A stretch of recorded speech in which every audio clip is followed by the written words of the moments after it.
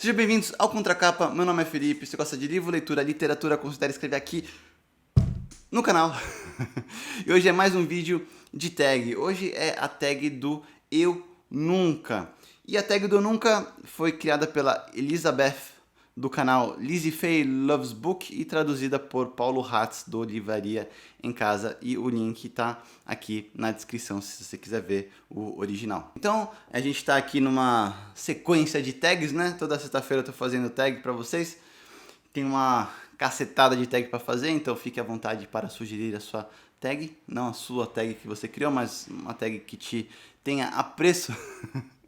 E hoje a tag é do Eu Nunca. Então, vamos embora começar sem delongas. 1.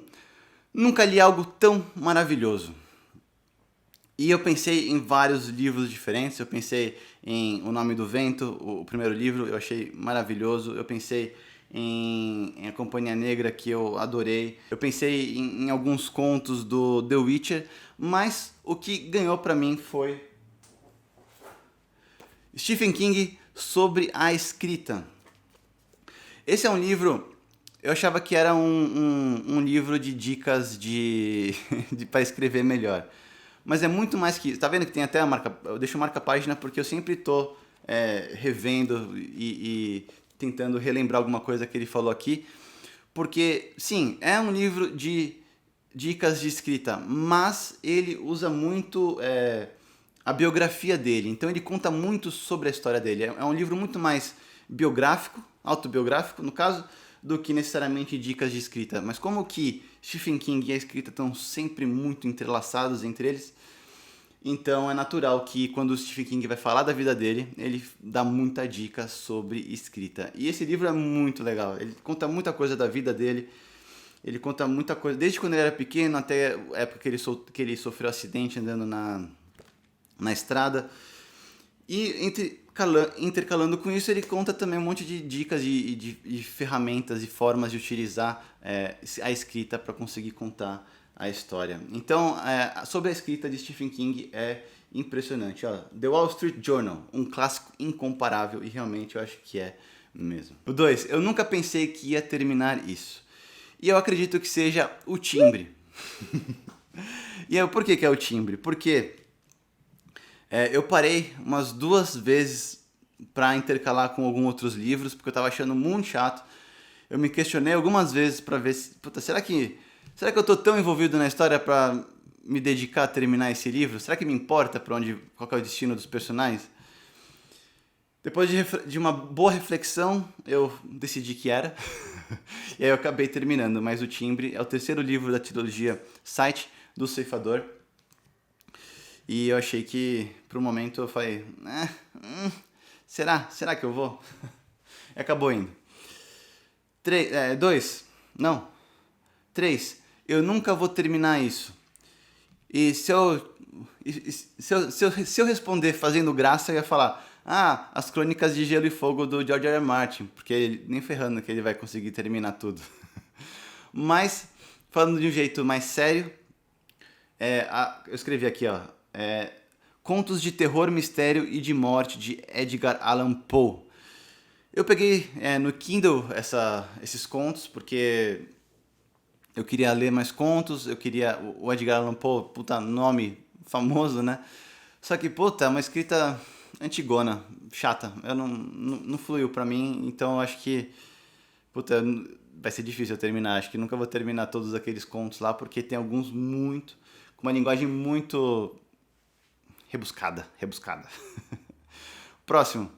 Eu nunca vou me arrepender de ter lido isso. Um que amou demais. E foi O Poder da Espada, escrito por Joe Abercrombie. O Poder da Espada é o primeiro livro da trilogia A Primeira Lei. E O Poder da Espada, por si só, não é um livro completo. O que eu quero dizer com isso? Eu quero dizer que O Poder da Espada, ele é o primeiro da trilogia, e o Joe Abercrombie já começou a escrever O Poder da Espada pensando em trilogia. Então, o primeiro livro, O Poder da Espada, ele não tem um conflito grande por si só. Ele tem pequenos conflitos onde apresenta os personagens. Então, tem lá o Glokta. Glokta é o protagonista que eu gosto mais, porque ele era um espadachim super bem visto no reino.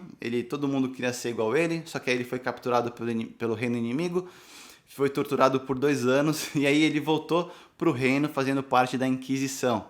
Ele foi torturado pra caramba lá, então agora ele tem problemas de locomoção, de costas, ele não tem os dentes, problema de segurar intestino e tal. E tudo que fizeram nele, ele agora faz nas pessoas que ele acredita que estão contra o reino. Então ele é da Inquisição do rei. Tem o Glokta, tem o Logan, que é meio que um bárbaro do norte, Logan 9 dedos, que é um cara super forte, e tem o Jezal, que é meio que um mauricinho que teve benefícios na vida e agora tem que se provar que ele é merecedor desses benefícios. Então são os 3 protagonistas, e por mais que a história não tenha um grande plot principal, o desenrolar desses personagens em si já teve um crescimento de personagem só nesse livro. E eu ainda não li Antes da Forca, vou ler agora vou ler Antes da Forca agora em fevereiro. Eu estou bastante ansioso, acho que vai ser muito legal. Então, eu nunca vou me arrepender de ter lido isso, O Poder da Espada. Eu nunca faria isso, um personagem que tomou decisões absurdas, e eu vou com Kvothe de O Nome do Vento. O Kvothe, ele é um cara, ele é quando tá com o Kvothe contando a história, ele é um moleque super talentoso, um moleque prodígio de tudo, mas ele acaba sendo muito displicente em muitas coisas, por exemplo, em relacionamento.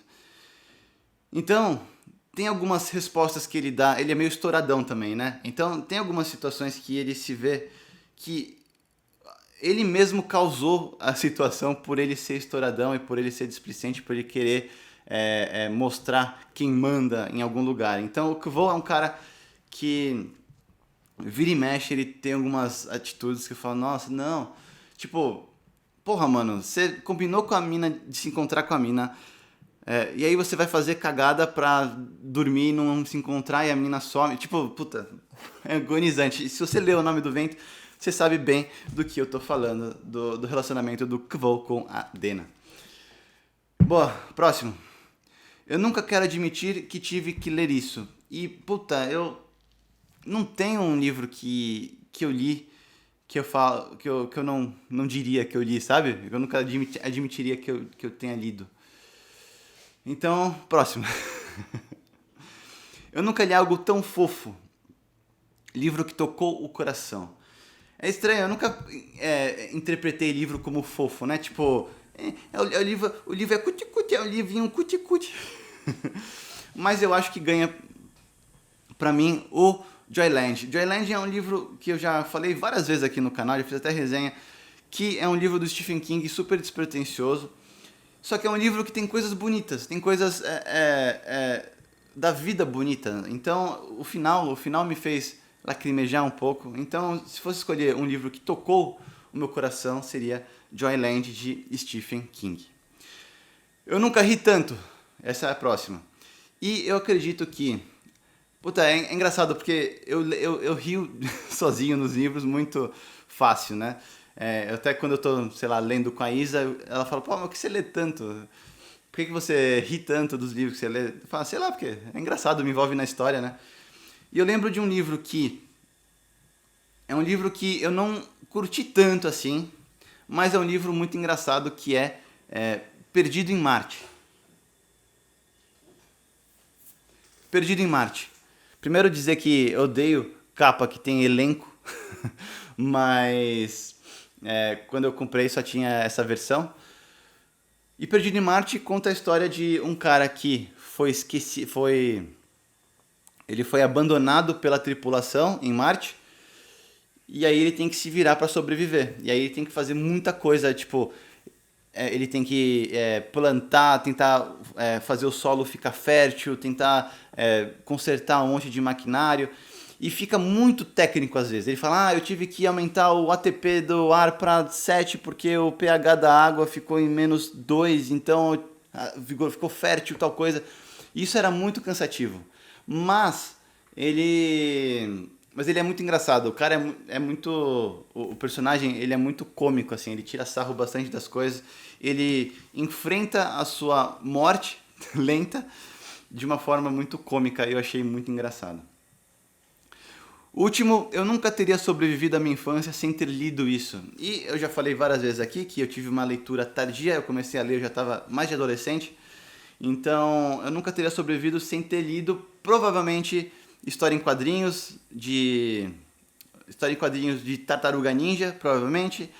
Eu gostava muito de gibi, eu lia muito, sei lá, Turma da Mônica, essas coisas. E era basicamente o que eu lia quando eu era menor. História em quadrinho seria umas coisas mais, tipo, além de Tartaruga Ninja, umas coisas meio que mangá também. Eu não era tão fã de... Eu não acompanhava tanto, assim, mangá, mas tinha alguns livros, alguns mangás específicos que eu gostava bastante. Bom, essa foi a tag do Eu Nunca. Eu espero que vocês tenham gostado desse vídeo. Sugira a sua tag para mim, se você já tiver uma em mente. Espero ver você num próximo vídeo. Tchau.